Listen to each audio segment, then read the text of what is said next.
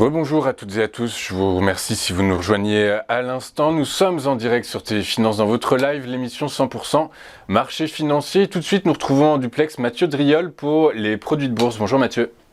Bonjour Louis-Antoine. Bonjour, je vous remercie beaucoup d'être avec nous ce matin. Je rappelle que vous êtes analyste senior chez Day by Day. Le CAC qui est dans l'attente, qui est dans l'attente de données macroéconomiques, de la décision de la BCE sur les taux. Bref, les investisseurs sont prudents et du coup naviguent à vue, j'ai l'impression. Oui, ça simplifie pas du tout notre sélection, hein, puisque on essaye de trouver effectivement un sens, une direction sur l'indice CAC 40 pour ensuite décliner cette direction sur des valeurs. Le CAC 40 consolide depuis quelques séances maintenant entre deux bornes assez rapprochées, 6430 et 6601. Ces deux niveaux limitent l'évolution de la tendance de l'indice pour l'instant, et à l'intérieur de ce range, effectivement, on n'aura pas de dynamique précise. La problématique, c'est que la zone de résistance que l'indice essaye de franchir, entre 6600 et 6745, elle est importante. C'est la moyenne mobile à 100 périodes qui est maintenant résistante, c'est le ratio de 62%. Le niveau de support à 6430 est lui aussi important.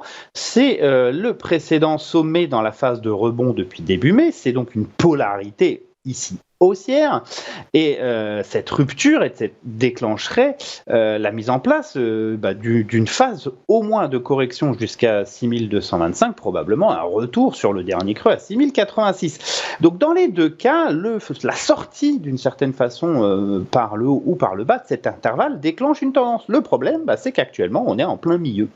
On a donc assez peu de dynamique. On a une dynamique, en tout cas, qui n'est pas pérenne, et il n'est pas réellement simple de trouver une tendance marquée sur l'indice CAC 40 qui est vraiment partagée en plus avec le contexte international très compliqué, le contexte économique et des banques centrales pas évident.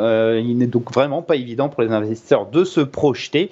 D'ailleurs, les volumes récents sont assez faibles. Oui, c'est ça. Et puis le pétrole qui flirte avec les $120.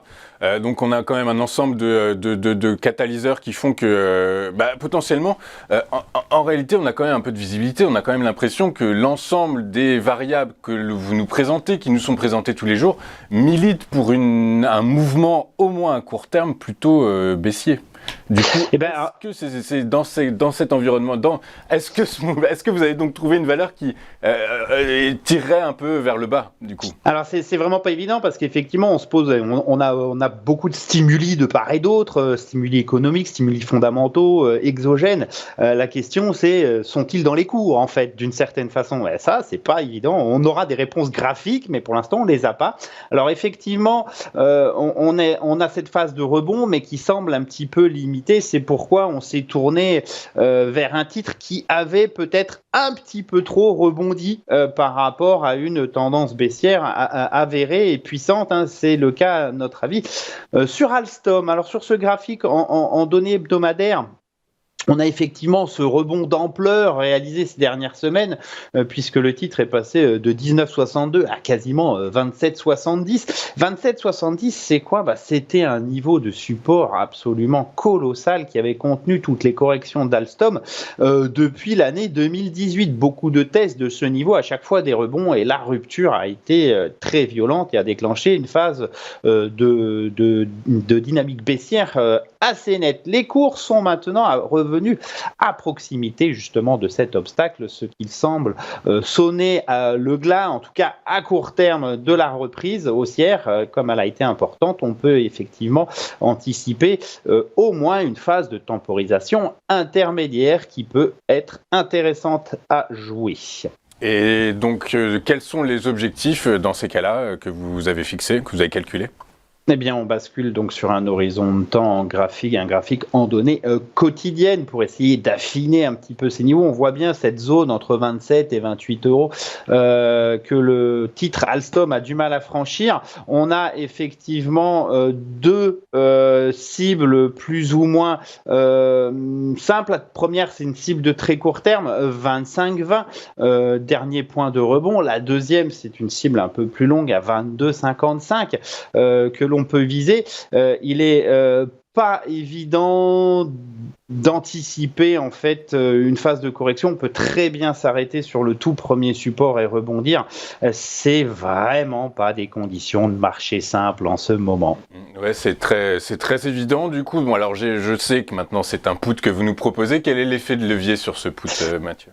Eh bien, mécaniquement, on a des effets de levier assez faibles. On ne veut pas, on va dire, augmenter un risque inutilement. Alors, mon choix en cas de scénario principal à la baisse, c'est porté sur le turbo limité best put de Mnemo H 787T, une parité de 0,10, échéance ouverte, une barrière désactivante située à 29,97 et effectivement un effet de levier à 6,80 qui n'est vraiment pas important. C'est encore plus faible pour le scénario alternatif d'une hausse avec un turbo illimité best call de code M422T, une parité à 0,10, une échéance ouverte. Ici, un levier à 3,60 pour une barrière désactivante à 19,15. On limite les risques. C'est pas un contexte actuellement extrêmement propice à une prise de position trop marquée ou à une exposition trop forte ou avec beaucoup trop de volatilité. Oui, on entend bien, et ce malgré, même si effectivement ces effets de levier pour vous sont relativement peu importants. Je rappelle quand même que ce sont des produits très spéculatifs, que l'AMF les classe dans la catégorie 7 et qu'ils sont donc destinés aux investisseurs aguerris.